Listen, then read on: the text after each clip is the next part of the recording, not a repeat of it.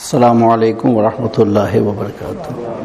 الحمدللہ رب العالمین والصلاة والسلام علی سید الانبیاء والمرسلین وعلی آلہ واصحابہ اجمعین، اما بعد فاعوذ باللہ من الشیطان الرجیم، بسم اللہ الرحمن الرحیم۔ انما یرید اللہ لیذھب عنکم الرجس اہل البیت ویطہرکم تطہیرا، صدق اللہ مولانا العظیم۔ بارگاہ بے کس پناہ میں ہدیہ درود پیش فرمائے۔ اللہم صلی علی سیدنا و مولانا محمد وبارک وسلم، صلاۃ و سلاما علیک یا رسول اللہ صلی اللہ تعالی علیہ وسلم۔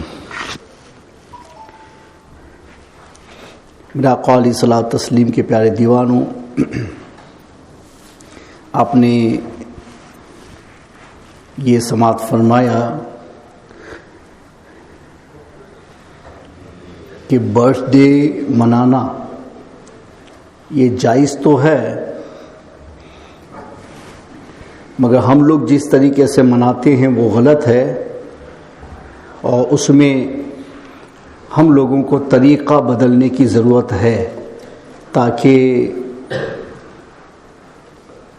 ہمارا ایک سال ختم ہونے پر ہمیں خوشی نہ ہو، بلکہ ہمیں آخرت کا احساس زیادہ ہو جائے کہ میری لکھی ہوئی عمر میں سے ایک سال کم ہو گیا ہے، اور نیا سال شروع ہو رہا ہے، مطلب ایک سال نکل گیا تو جتنا اللہ نے میرے لیے فکس کیا ہے کہ بھائی 60 برس رہوں گا، 70 برس رہوں گا، تو اس میں سے ایک سال نکل گیا، یعنی میری ایک سال کی عمر کیا ہو گئی؟ کم ہو گئی۔ اب دنیا میں لوگ الٹی گھڑی چلاتے ہیں۔ الٹی گھڑی کیسے چلاتے ہیں کہ آدمی جتنا بڑا ہوتا ہے تو لوگ کہتے ہیں بڑا ہوا بڑا ہوا بڑا ہوا، حالانکہ اسلام یہ کہتا ہے کہ جتنا آگے جا رہا ہے اتنا چھوٹا ہوا چھوٹا ہوا چھوٹا ہوا، یہاں تک کہ اس کا ایک دن آیا اور اس پر اس کا دن فنش، اور پھر اللہ کے یہاں چلا گیا۔ تو اسلام سکھاتا ہے کہ تم جتنا آگے جا رہے ہو چھوٹے ہو رہے ہو، چونکہ تمہاری جو عمر لکھی تھی اس میں سے سال نکل گئے، اور ہم یہ کہتے ہیں کہ ہم بڑے ہو گئے۔ بھائی کتنے بڑے ہوئے؟ وہ کہا 20 سال کا ہو گیا، اب 25 کا ہو گیا، اب 30 کا ہو گیا۔ تو ہم بڑا ہونا الگ معنی میں لے رہے ہیں، اور اسلام ہمیں اپنے آخرت کو یاد دلانے کے لیے یہ بتاتا ہے کہ جتنا ٹائم جا رہا ہے وہ تمہارے ٹائم میں سے نکل رہا ہے، اور تم موت سے نزدیک ہوتے جا رہے ہو۔ تو آدمی جتنا موت سے نزدیک ہوتا ہے نا، اتنا زیادہ اچھا بن جاتا ہے، اتنا زیادہ محتاط ہو جاتا ہے۔ کبھی کبھی تو ایسا ہوتا ہے کہ ہمارے بدن پر جو پرابلمز آتے ہیں، کچھ پرابلم ایسے ہوتے ہیں کہ اس پر پہلے سے فیصلہ ہو جاتا ہے کہ یہ آدمی آگے جائے گا تو اسے اتنا ہی جائے گا، اس سے زیادہ آگے نہیں جا سکتا ہے۔ تب تو موت بالکل یقین یوں بھی ہے، لیکن اب ٹائم کے حساب سے بھی یقین بن کے ہمارے سامنے آ جاتی ہے، تو اس وقت وہ آدمی اپنے آپ کو سنبھال لیتا ہے۔ اب وہ ذکر میں، درود میں، توبہ میں جو کچھ رہ گیا ہو اس کو پورا کرنے میں لگا ہوا ہے، اس کو معلوم ہے کہ اب اتنا ہی باقی، اس کے بعد اب مجھے چلا ہی جانا ہے، تو صحیح ہو جاتا ہے۔ یہ تو بیماری آنے پر آپ ایسا فیصلہ کرتے ہیں، حالانکہ ہمارے اسلام نے ہم لوگوں کو یہی سکھایا ہے کہ جو بھی آنے والا دن ہے وہ ہماری موت کا دن ہے۔ کہ آج ہم زندہ ہے، آنے والے کل میں کیا ہوگا وہ تو معلوم بھی نہیں نا، ہو سکتا ہے مر بھی جائے۔ تو ہر آنے والا دن ہماری موت کا دن ہے، کہ موت جتنا ٹائم گیا اس کے بعد آئے گی، تو جو بعد آ رہا ہے وہ موت کی گھڑی بھی ہو سکتی ہے۔ تو ہمیشہ ہم لوگوں کو تو اسی فکر میں چلنا چاہیے۔ تو جو موت کو یاد کر کے چلتا ہے اس کی زندگی مذہبی اعتبار سے اچھی زندگی بن جاتی ہے، اور جو آدمی موت کو بھول کے چلتا ہے اسی کی زندگی دنیا پرستی کی زندگی ہوتی ہے، مذہب کی طرف اس کی توجہ کم ہو جاتی ہے۔ تو ہمیشہ موت کو یاد رکھنا چاہیے، اور کبھی بھی اس لفظ کو اپنے دماغ سے نکالنا نہیں چاہیے۔ خود ہمارے آقا مولا صلی اللہ علیہ وسلم نے سلسلے میں ارشاد فرمایا، اکثروا ذکر حازم اللذات، کہ جو لذتوں کو ختم کر دے اس کو بکثرت یاد کرو. لذتوں کو جو ہم چاہ رہے ہیں، ہمارے وش کو جو توڑ کے پھینک دے اس کو بکثرت یاد کرو.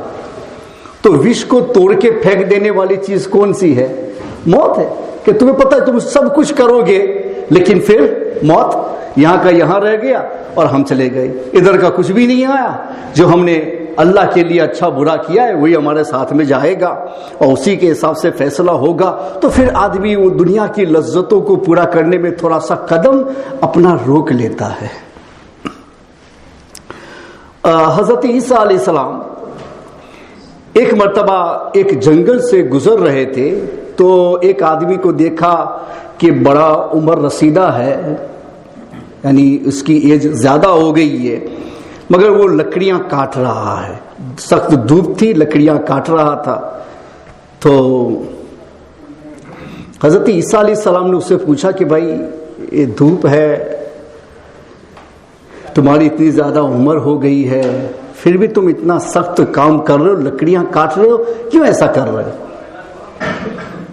کہا کہ حضور کام نہیں کروں گا تو کھاؤں گا کیا؟ کھانے کے لیے کام تو کرنا ہی پڑے گا، بھیک تو مانگنا نہیں ہے. تو کام کریں گے تو پیسہ ملے گا، اس سے کھانا کھائیں گے.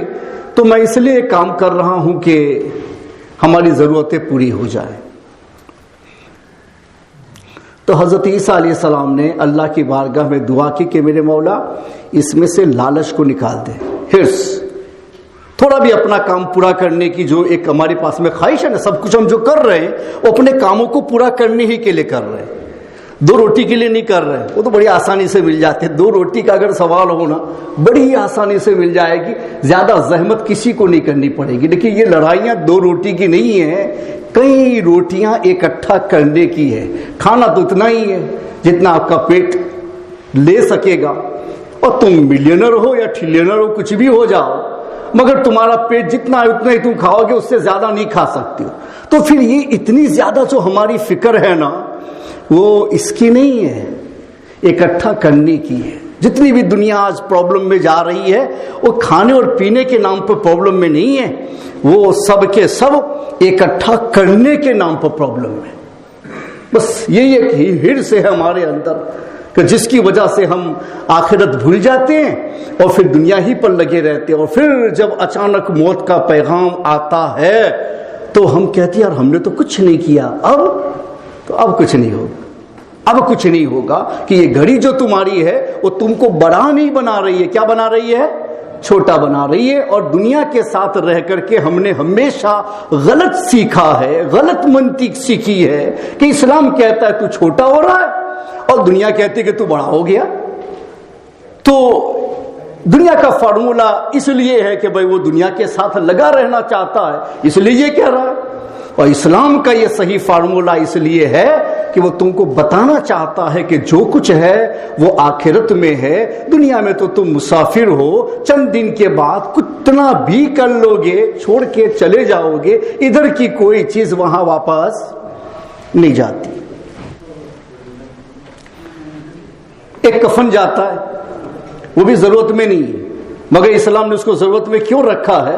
فقط اس لیے کہ بھائی مرنے والے کی رسپیکٹ، اس کی عزت، کہ بھائی اس کو ہم نے بغیر کپڑے کے اگر اس میں رکھ دیا تو یہ اس مرحوم کی عزت نہیں ہوئی، ڈس رسپیکٹ ہوئی کہ ہم نے بغیر کفن کے اس کو اس میں سلا دیا.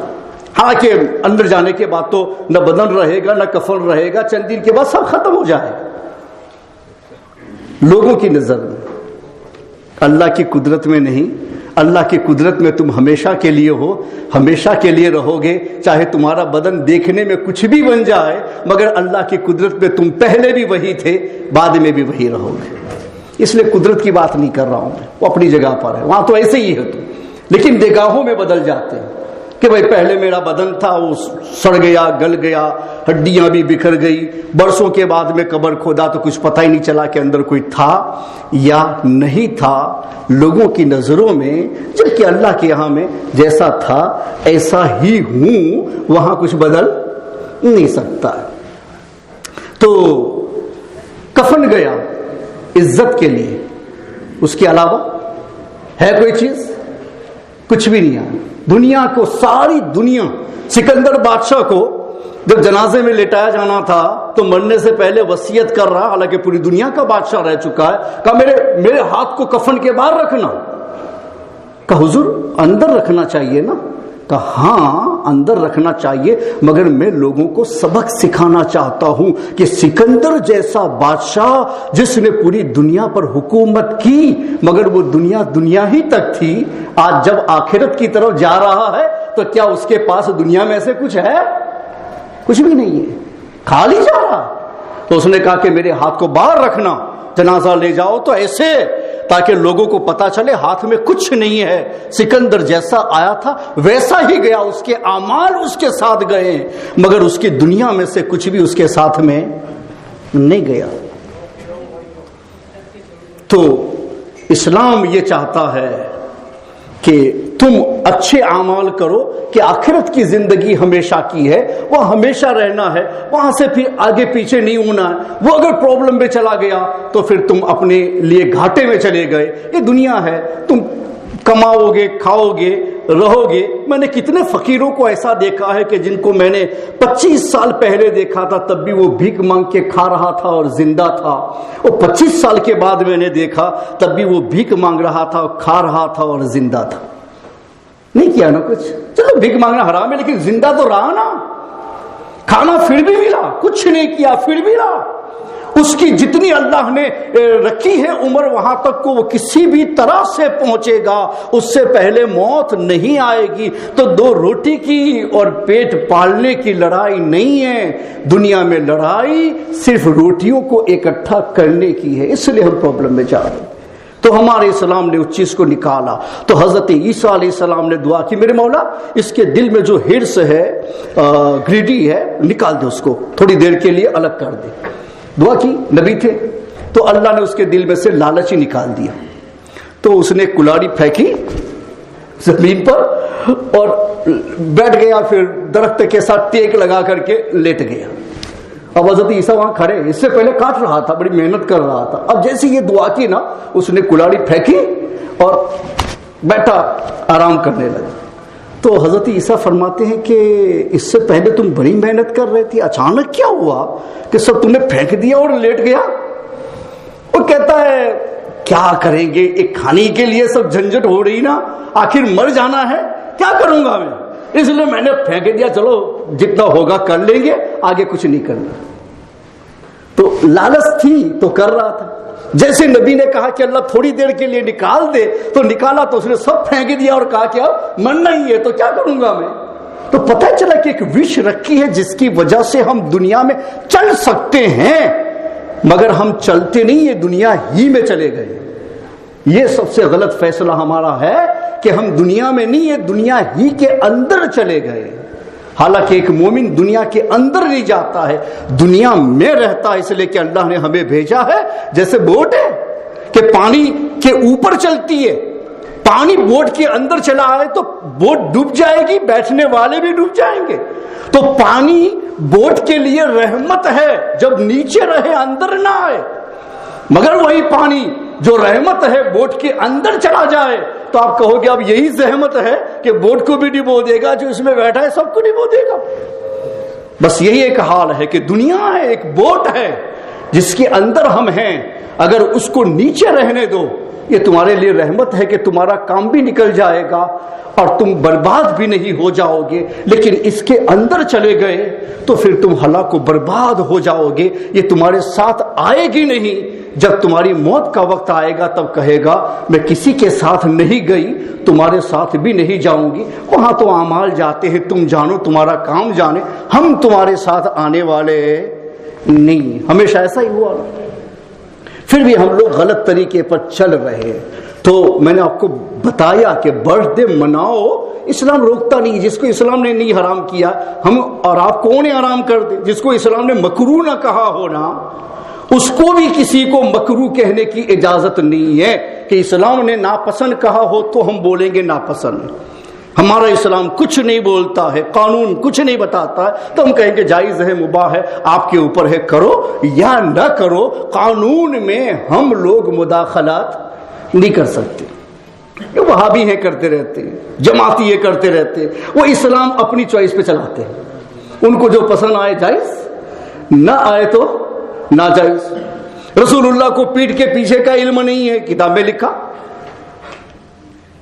اور جب دارالعلوم دیوبند کو فیمس کرنے کی بات آئی تو کہا کہ وہ دارالعلوم دیوبند اتنا برکت والا ہے کہ جب اس کی سنگ بنیاد رکھنی تھی نا تو حضور نے وہاں آ کے اپنی انگلی سے زمین پر نقشہ بنایا تھا کہ یہاں دارالعلوم بنانا.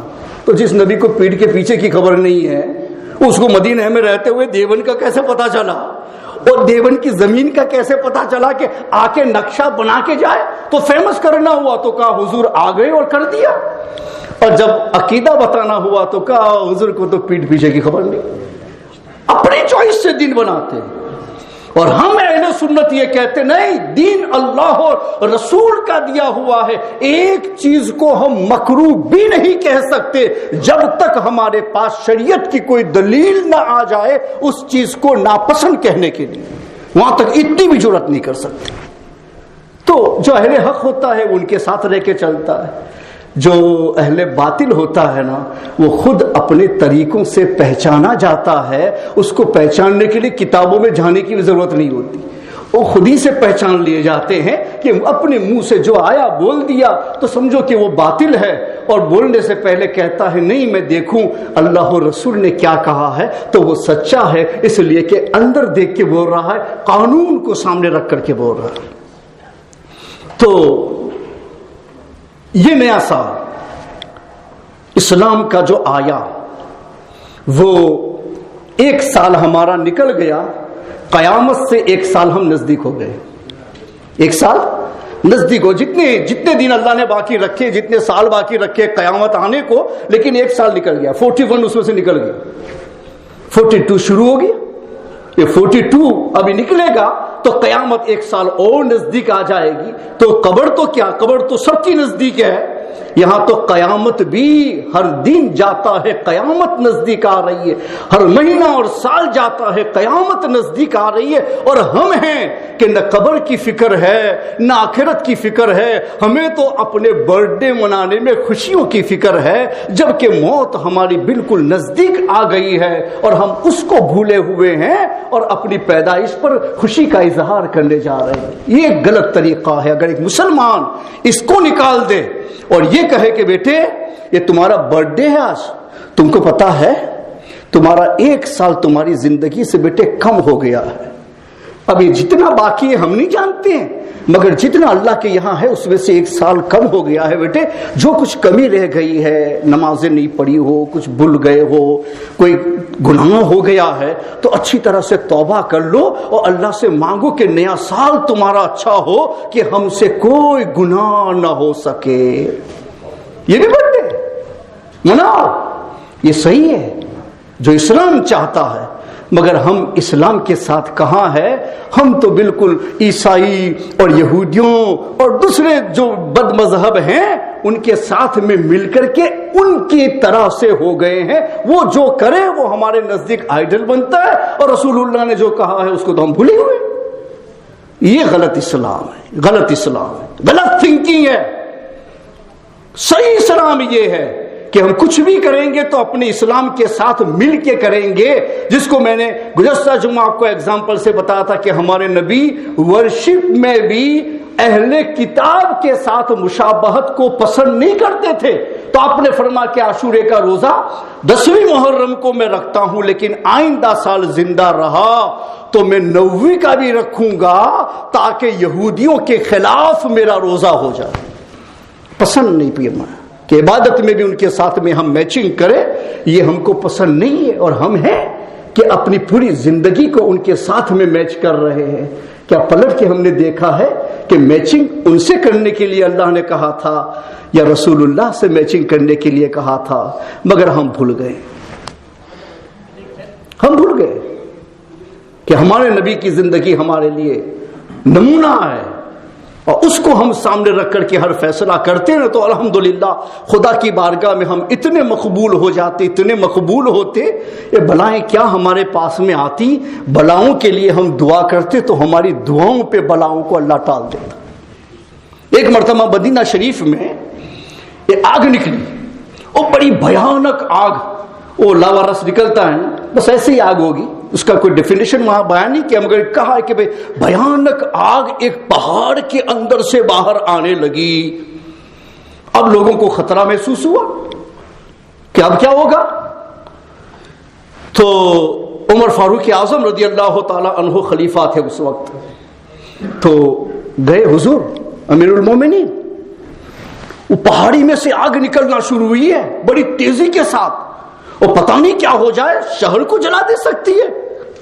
تو فرما گھبراؤ نہیں، لو میری چادر اٹھا کے لے جاؤ، اور پہاڑ کے پاس جا کے آگ کو بتا دینا یہ خلیفہ عمر بن خطاب کی چادر ہے۔ فرماتے ہیں کہ صحابی لے کر کے گئے اور پہاڑی کے سامنے چادر کو پھیلایا اور کہا یہ عمر بن خطاب کی چادر ہے۔ جیسے یہ کہنا تھا وہ آگ پہاڑ کے اندر سما گئی، کچھ بھی باقی نہیں رہا، کچھ بھی باقی نہیں رہا۔ کیوں نہیں رہا؟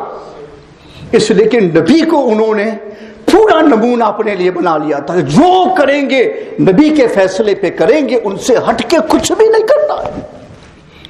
تو جب وہ کچھ بھی کہتے تھے نا تو اللہ بھی ان کی سن لیتا تھا، اس لیے کہ نبی نے ان کو نہیں چھوڑا ہے تو اللہ بھی ان کے فیصلوں کو نہیں چھوڑتا، جو کہتے ہو جاتا۔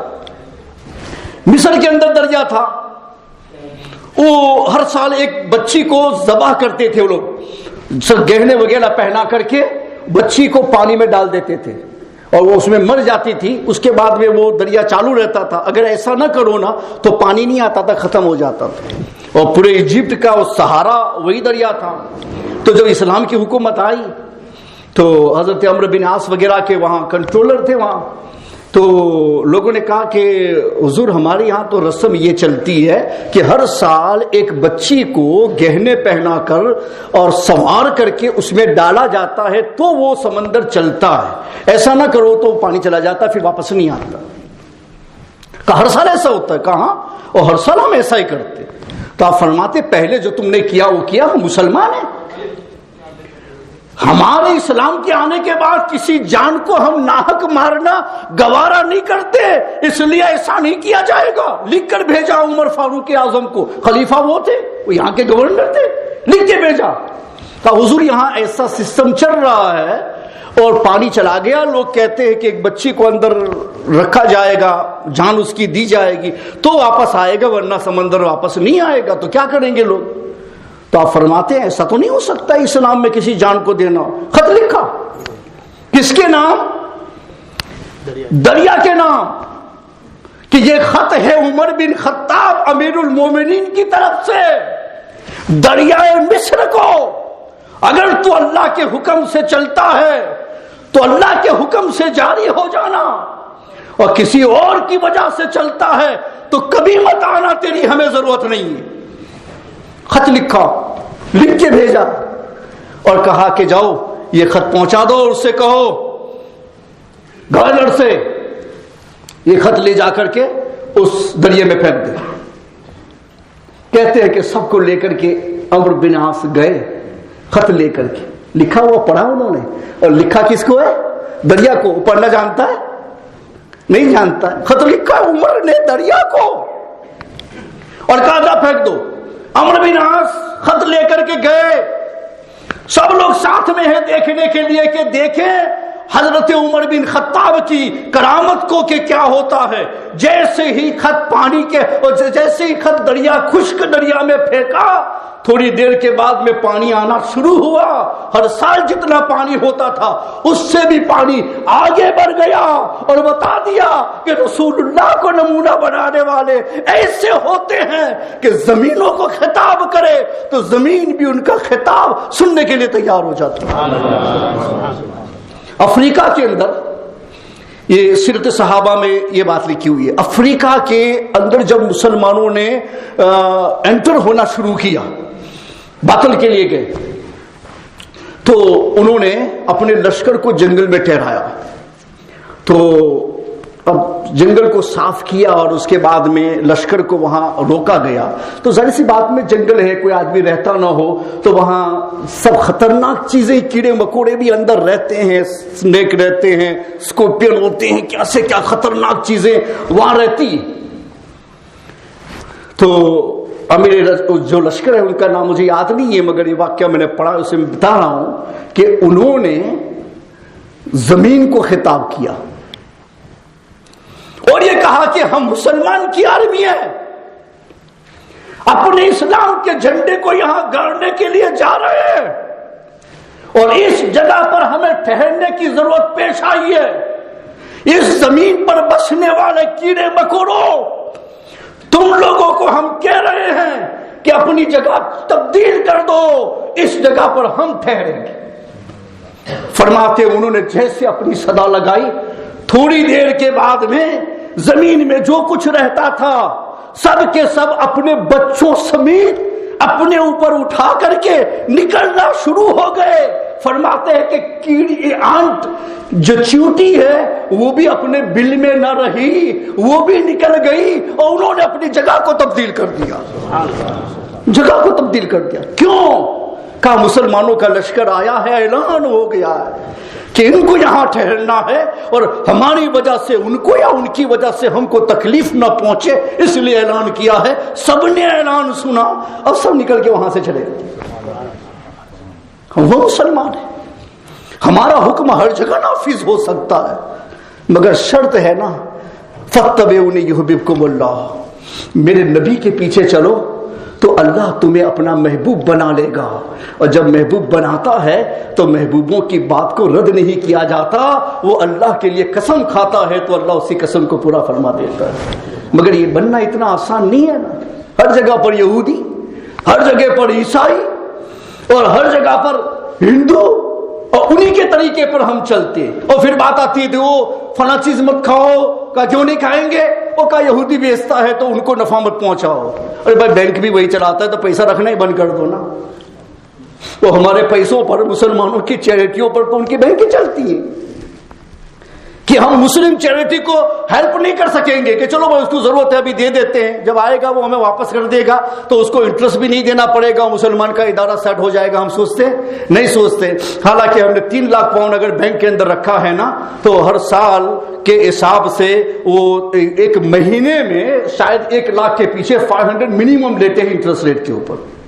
تو 3 لاکھ رکھا ہے تو ایک مہینے کا 1500 پاؤنڈ, سال کا 18,000 ہوا نا. ہمارے 3 لاکھ پاؤنڈ کے اوپر سالانہ 18,000 پاؤنڈ یہودی نے مسلم چیریٹی کے پیسوں سے بنایا ہے, جس کو اللہ کے دین پھیلانے کے لیے ہم نے لیا تھا, اور ہمارے پیسے سے اس نے کھایا, وہاں کا وہاں پیسہ رہا, دین کے لیے کچھ بھی کام نہیں آیا, اور ہم نے یہودیوں اور عیسائیوں کو آگے بڑھایا. تو تم کہتے ہو 5 پینی کی چیز مت لو, آگے نکل جائے گا. اور تم ہر ماہ لاکھوں کروڑوں پاؤنڈ اپنی چیریٹیوں سے صرف منافع کے طور پر ان کو دیتے ہو. وہ سینکڑوں ادارہ بنانا چاہے بغیر کسی سے 1 پیسہ لیے ہوئے, صرف مسلم چیریٹیوں سے جو انہوں نے انٹرسٹ کمایا ہے اس سے وہ اپنے سینکڑوں اداروں کو سیٹ کر سکتے ہیں. بس اتنے پر نہیں. اگر تو سچا مسلمان ہے تو کہ یہودی نے جو کیا میں ہرگز نہیں کروں گا, میں مسلمان ہوں, میرے رسول نے جو کہا صرف وہی کروں گا.